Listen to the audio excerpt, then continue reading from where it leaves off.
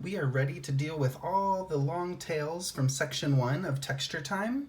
Make sure that all the long tails are on the wrong side of your work. Here's the wrong side, and I would cut them, give them a little haircut so that they're all the same length. Make them about 6 inches or so. 5 or 6 inches is fine. I'm going to take each pair, there's 2 strands of yarn, and I'm just going to give it about like 8 twists. Just twist the same color around each other, and you can fold it in half and then twist it the other way so that it makes a little, it's kind of like winding a skein. We're just tidying up these ends. So here's 2 strands of the same color. I'm going to twist clockwise, about 8 times, and then fold it in half and counterclockwise. Give it the alternate twist so that it'll kind of twist into place. And I'm going to do that to all my ends to kind of make them a little more tidy. About 8 times clockwise, and then give it a little counterclockwise. And it'll naturally kind of twist that way when you fold it in half.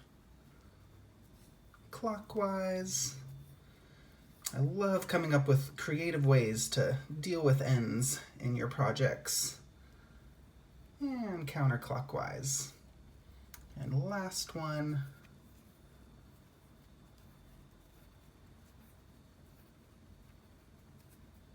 And fold it in half.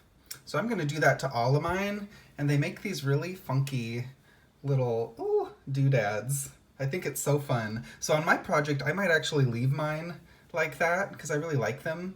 If you want to poke them to the front, that could be very textural, but I'm going to hide mine on the back. All these. If you really want them to lock into place, once you're done twisting each one, you could go ahead and tie a little knot if you're going to leave them for each one, just so that they're locked into place. But one other option is you could kind of attach them to the back even more seamlessly. If you don't want them squiggling around, you could take a long strand of yarn and you could start wrapping the yarn and make a little casing for it. So I'm just going to whip stitch around these if you really want to lock them into place, if you don't want them squiggling around. So I'm going to go here into my main color and go underneath a big group of them. And I'm in progress of doing this, so you can start at the top next to your cast on edge of section 1 and kind of make a coil to lock these into place.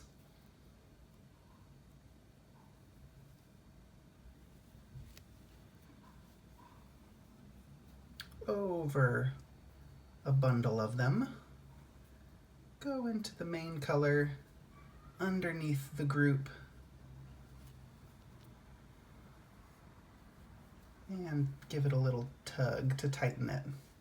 So that's one way to deal with the ends. You kind of do those little twisty squiggles and then lock them into place. So it kind of makes a coil, a similar little coil to echo kind of the twisting braids on the front. But this will echo the curves, and you could do that all the way down. And once you get to the end, if you have these remaining ones, so these last guys will just trail to the border, but if you want to do these last ones, bring them up so that they don't peek below the edge.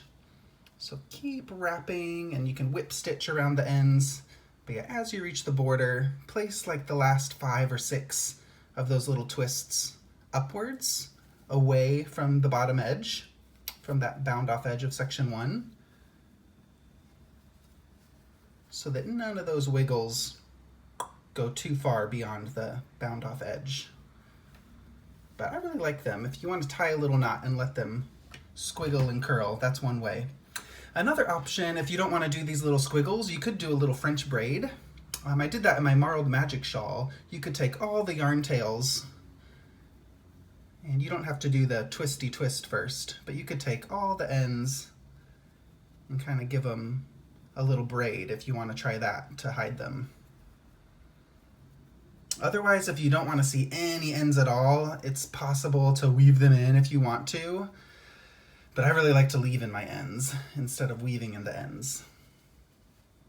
But that's another option to make a braid that echoes the squiggles. Lots of options. If you are going to weave in any ends to your brioche fabric, I like to go under a column, a stitch column, and then I like to go into the next bump and repeat. Go under a column, into the next bump, under a column, into the next bump. Oh, about 4 or 5 times.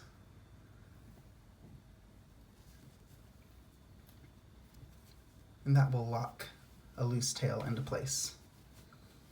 But give it a try. I can't wait to see what other solutions you come up with. I really like the twisty twist, and to really make sure that they lock into place, you could tie an extra knot if you wish. So I think I'm going to do that with mine and let them dangle for some extra texture on the back.